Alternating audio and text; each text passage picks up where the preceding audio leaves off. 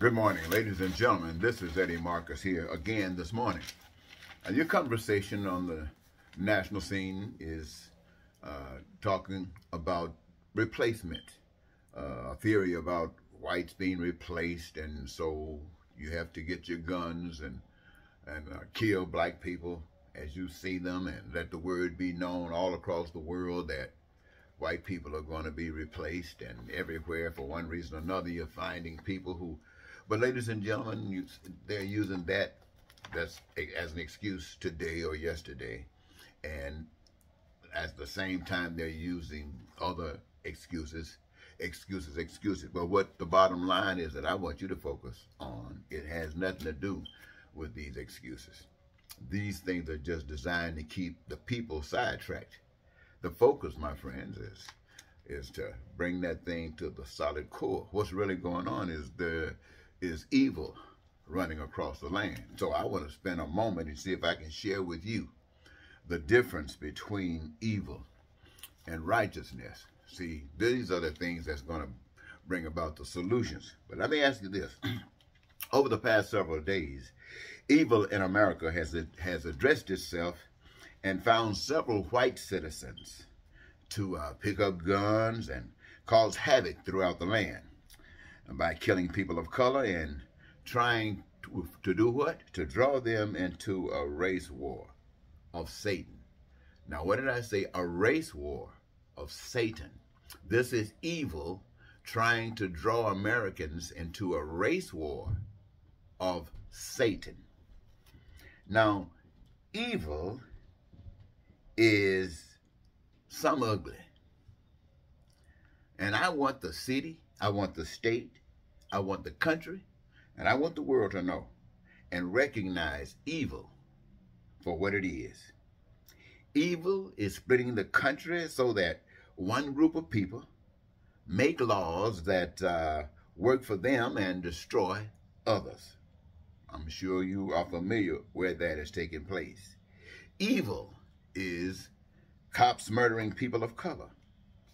Evil says some should not vote or have the resources needed to experience real life. Remember, evil is hate. Evil is racism. Evil is bigotry and lies, crime and violence, terror and war. Evil is Columbine. It's Buffalo. It's Chicago. It's Jackson. Evil is Russia, happening in Ukraine. But I also, my friends, want to remind everyone that there is another path to life. And that path is known as righteousness. In it, humans respect all things of God as resources for humankind, all of them. And so every human that benefits also participates in the creation process, being given a special gift for career services in the process that gives them great joy. This is you, ladies and gentlemen, who come on this earth divinely set up to have a desire to do something, and having the opportunity to do it gives you your greatest joy. Gives you your great joy. And who is that to? Everyone. And what do? You create abundance of food and clothing and shelter and education and healthcare and transportation and infrastructure. You do television and TVs and computers and watches and electricity and lights. And you know what? All of this bringing peace and prosperity and freedom, and joy, the fulfillment of your dreams. And everyone, ladies and gentlemen, this is what we call righteousness. You see the difference? Evil has found a lot of whites willing to carry the mantle of hate. But whites are not the only instruments of evil. All people have some connection. In politics, evil has identified them. They stand before the American people and lie to their faces and expect evil people to vote for them so they can carry forward the evil agenda of division and destruction.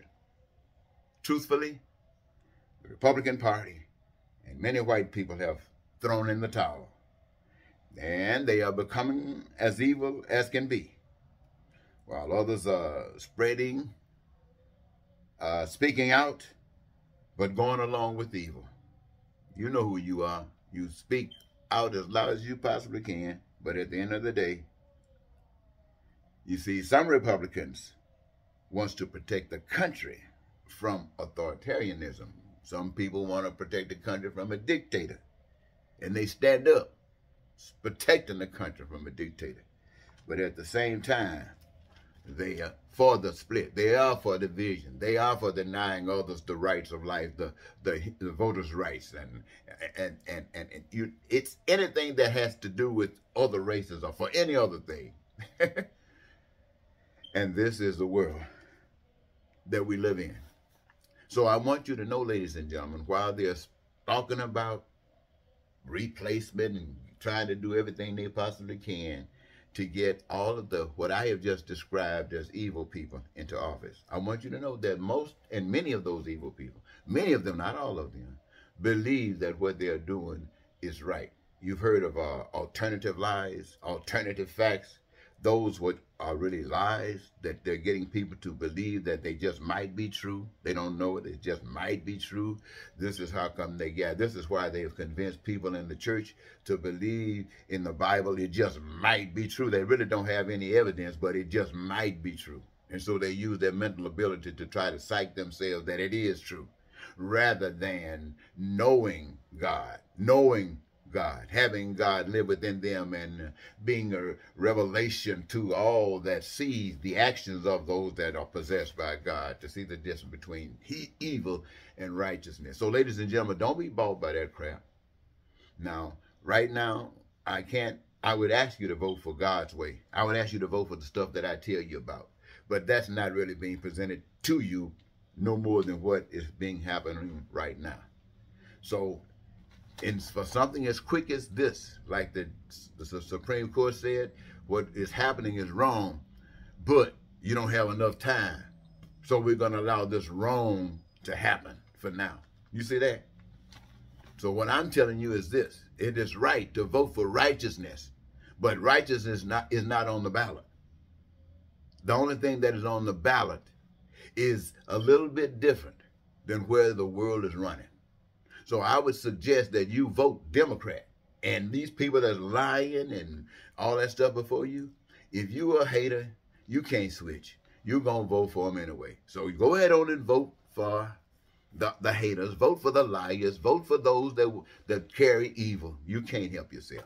But for those of you who don't want to be associated with that evil and stuff like that, you better get somebody in there that when you start talking about freedom, understand what it's all about. All right, ladies and gentlemen, I want to thank you for this morning's message. And until next time, Eddie Marcus say goodbye.